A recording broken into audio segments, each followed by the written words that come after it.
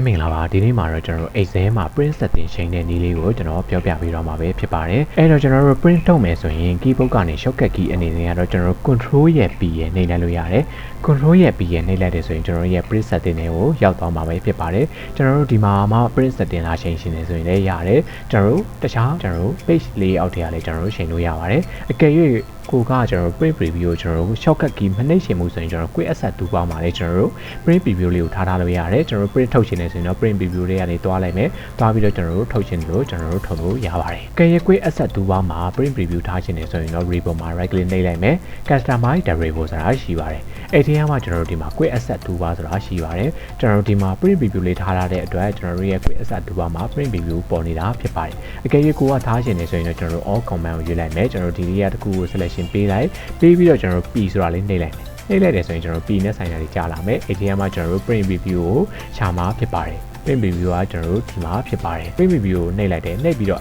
့နှိပ်လိုက်တယ်ဆိုရင်ကျွန်တော်တို့ရဲ့ quick access 2ပါတွေကိုရောက်လာမှာဖြစ်ပါတယ်ပြီးရင်တော့ okay ပေးလိုက်တယ်ဆိုရင်တော့ကျွန်တော်တို့ရဲ့ print preview ကကျွန်တော်တို့ရဲ့ quick access 2ပါမှာပေါ်နေပဲဖြစ်ပါတယ်အဲ့ဒါမှကျွန်တော်တို့ print setting တွေချိန်မယ် print setting တွေချိန်မယ်ဆိုရင် print preview ထဲမှာလည်းကျွန်တော်တို့တစ်ခါတည်းသွားချိန်လို့ရတယ်ဒါမှမဟုတ်ဘူးဆိုရင်ကျွန်တော်တို့ page layout တက်တွေက page set accurate ထဲမှာလည်းကျွန်တော်တို့လာချိန်လို့ရပါတယ်အကယ်၍ကျွန်တော်တို့ကဒီအပိုင်းလေးပဲထုတ်ချိန်နေဆိုရင်တော့အလွယ်ကူဆုံးလုပ်လို့ရတဲ့နည်းကတော့ကျွန်တော်တို့ဒီမှာ print area ဆိုတာဖြစ်ပါတယ် area မှာ set print area ကိုနှိပ်လိုက်တယ် print preview တွေကိုတွားလိုက်တယ်ဆိုရင်ကျွန်တော်တို့ရွေးထားတဲ့ selection ကပဲ print ပေါ်နေမှာဖြစ်ပါတယ်ကျွန်တော်တို့ print ထုတ်လိုက်တယ်ဆိုရင်တော့ဒီပုံစံတိုင်းလေးပေါ်နေမှာဖြစ်ပါတယ်ဒါကတော့ကျွန်တော်တို့ print set area ဖြစ်ပါတယ်အကယ်၍ကိုကဒါတွေအားလုံးပြတ်ထုတ်ချင်တယ်ဆိုရင်တော့ print area တွေက clear print area ကိုနှိပ်လိုက်တယ်ပြီးရင် print preview တွေကိုပြန်သွားလိုက်တယ်ဆိုရင်တော့ကျွန်တော်တို့ရဲ့ data အားလုံးကကျွန်တော်တို့ပြန်ပေါ်လာမှာပဲဖြစ်ပါတယ်အဲ့တော့မှကျွန်တော်တို့ margin တွေချိန်မယ် orientation တွေချိန်မယ်ကျွန်တော်တို့ဒီမှာချိန်တဲ့နေရာတော့ margin ကတော့ကျတော့ကျွန်တော်တို့ဒီမှာကျွန်တော်တို့ကြိုက်လို့ထားလို့ရတယ်ဒါဆိုရင်တော့ narrow ဆိုရင်တော့ကျွန်တော်တို့တော့ဟိုတော့ 0.75 ထားတာဖြစ်ပါတယ်အဲ့ဒါမှကျွန်တော်တို့ကကိုလိုချင်လောက်ပဲတစ်ခါလေးချိန်နေဆိုရင်တော့ custom margin တွေကိုတွားလို့ရတယ်ကျွန်တော်ကတော့တော့ကိုရောကျွန်တော်ပေါ်တွန်း left right အကုန်လုံးကို0.ထားတာဖြစ်ပါတယ်အကယ်၍ကိုကဒီဓာတ်တွေများတယ်ထုတ်ရမယ့်ဒီဓာတ်တွေများတယ်ဆိုရင်တော့ကျွန်တော်တို့ left ကို0လောက်ထားလိုက်မယ် right ကိုလည်း0လောက်ထားလိုက်မယ်ကျွန်တော်တို့တော့မှာကျွန်တော်တို့ကြိုက်လို့ထားလို့ရတယ်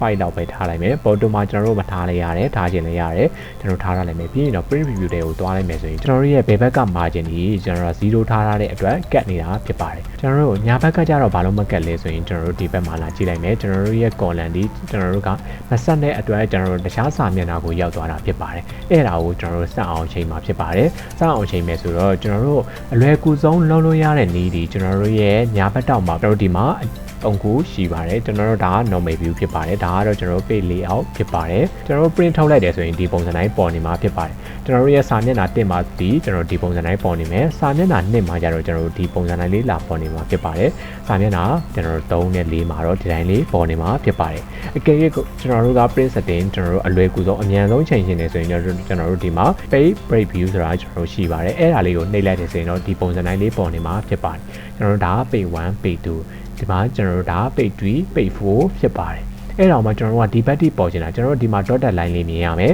dotted line လေးကကျွန်တော်တို့ dotted line လေးကကျွန်တော်တစ်မျက်နှာကိုကိုစားပြုပါတယ် page 1ဆိုရင်တော့ကျွန်တော်တို့ဒီဘက်မှာ D ကနေ DT ကို page 1နဲ့ကိုစားပြုတယ် page 2ဆိုရင်တော့ကျွန်တော်တို့ဒီလောက်ကိုကိုစားပြုတယ်ဒါဆိုရင်တော့ကျွန်တော်တို့ page 3ဖြစ်တယ်ဒါဆိုရင်တော့ page 4ဖြစ်တယ်အကယ်၍ကျွန်တော်တို့က column တွေအားလုံးကိုတစ်မျက်နှာထဲမှာချိန်ရှင်းနေဆိုရင်တော့ page view လေးကိုကျွန်တော်တို့ဒီမှာမြားလေးပေါ်လာမယ်ကျွန်တော်တို့ဒီဘက်ကိုဆွဲလိုက်တယ်ဆိုရင်တော့ဒီမှာ page 1ဖြစ်သွားပြီ page 2ဖြစ်သွားပြီကျွန်တော်တို့ page preview တွေကိုကျွန်တော်တို့ပြန်သွားမယ်တွားလိုက်တယ်ဆိုရင်တော့ကျွန်တော်တို့ဒီမှာစာမျက်နှာဒီကျွန်တော်တို့1ရဲ့2ရဲ့ပဲကျွန်တော်တို့ရှိတော့တာဖြစ်ပါတယ်ကျွန်တော်တို့ normal view ကိုပြန်သွားခြင်းနေဆိုရင်တော့ကျွန်တော်တို့ဒီဘက်မှာ normal view လေးနှိပ်လိုက်လို့ရတယ်အဲ့ဒါဆိုရင်တော့ကျွန်တော်တို့ print view တွေကိုပြန်သွားရဲဆိုရင်တော့ကျွန်တော်တို့ရဲ့ print setting ကချိန်ပြီးသွားပြီပဲဖြစ်ပါတယ် page 1ရဲ့ page 2ရဲ့ကဲ၍ကျွန်တော်တို့က row တွေအားလုံးလည်းတစ်မျက်နှာထဲမှာပဲစုရှင်နေဆိုရင်ကျွန်တော်တို့ခုနလိုလေးလုပ်လို့ရတယ်ကျွန်တော်တို့ Excel တွေကိုပြန်သွားလိုက်မယ်ကျွန်တော်တို့ဒီမှာ page break preview ဆိုတာရှိပါတယ်အဲ့ဒါလေးကိုနှိပ်လိုက်မယ်နှိပ်ပြီးတော့ကျွန်တော်တို့ဒါလေးကိုမြားလေးတိုင်းပေါ်လာကျွန်တော်တို့အောက်ထိဆွဲချလိုက်မယ်ဆွဲချလိုက်တယ်ဆိုရင်တော့ကျွန်တော်တို့ရဲ့စာမျက်နှာဒီ page 1တစ်ခုထဲမှာပဲဖြစ်ပါတယ်အဲ့တော့ကျွန်တော်တို့ print preview တွေကိုတွားလိုက်တယ်ဆိုရင်တော့ကျွန်တော် print setting တွေဒီတိုင်းချိန်အောင်မှာဖြစ်ပါတယ်အကယ်၍ကိုကတစ်မျက်နှာပဲထုတ်ရှင်နေဆိုရင်တော့ဒီတိုင်းအလွယ်တကူချိန်လို့ရပါတယ်အဲ့ဒါမှကျွန်တော်တို့က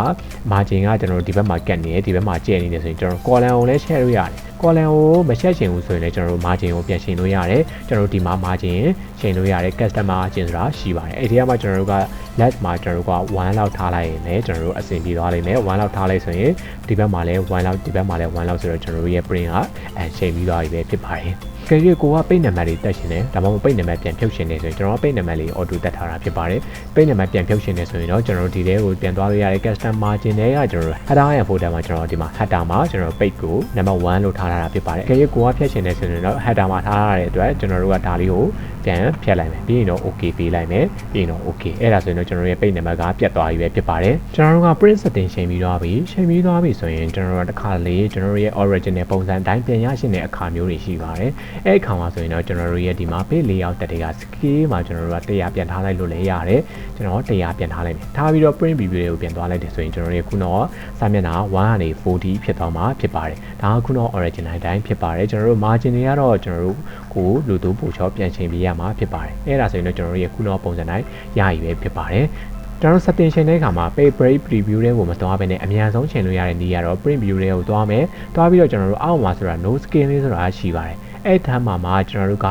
row တွေရော column တွေရောအားလုံးဘယ်လောက်ပဲများပါစေကျွန်တော်တို့တရှိထဲမှာပေါင်းထုတ်ချင်နေဆိုရင်တော့ page sheet on one page ဖြစ်ပါတယ်အဲ့ဒါဆိုရင်တော့ကျွန်တော်ရဲ့ data အားလုံးကစာမျက်နှာတက်မျက်နှာတွေမှာလာပေါ်မှာဖြစ်ပါတယ်အကယ်၍ကိုကအဲ့လိုမဟုတ်ဘူး column တွေကိုပဲတက်မျက်နှာတွေမှာစုချင်တာဆိုရင်တော့ fit all column ဆိုတာရှိပါတယ်ကျွန်တော်တို့ column တွေအားလုံးကိုတက်မျက်နှာတွေမှာစုလိုက်တဲ့အတွက်ကျွန်တော်တို့ row ကတော့မစုဘူးဖြစ်ပါတယ်အကယ်၍ကိုက column မဟုတ်ဘူး row ပဲစုချင်တာဆိုရင်ကျွန်တော်တို့ဒီမှာ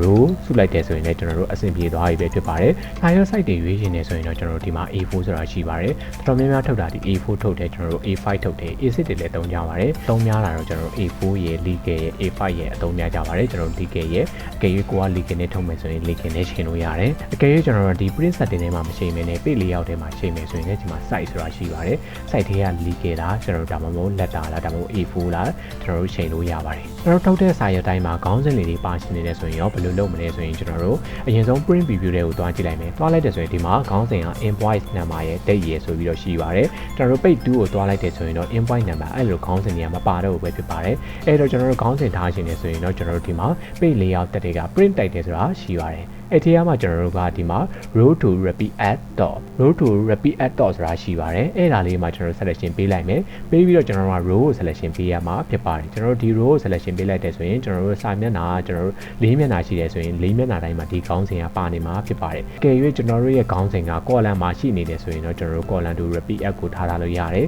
တော်တော်များများကတော့ကျွန်တော်တို့ row မှာပဲထားကြတာများပါတယ်အဲ့တော့ကျွန်တော်ကဒီ column လေးကိုပြန်ဖြတ်လိုက်မယ်ဖြတ်ပြီးတော့ print preview တွေကိုတွားကြည့်လိုက်မယ်တွားလိုက်တယ်ကျွန်တော်တို့ရဲ့ခေါင်းစဉ်ကပေါ်နေပြီပဲဖြစ်ပါတယ်သုံးဝင်မယ်လို့မျှော်လင့်ပါတယ်ကျေးဇူးတင်ပါတယ်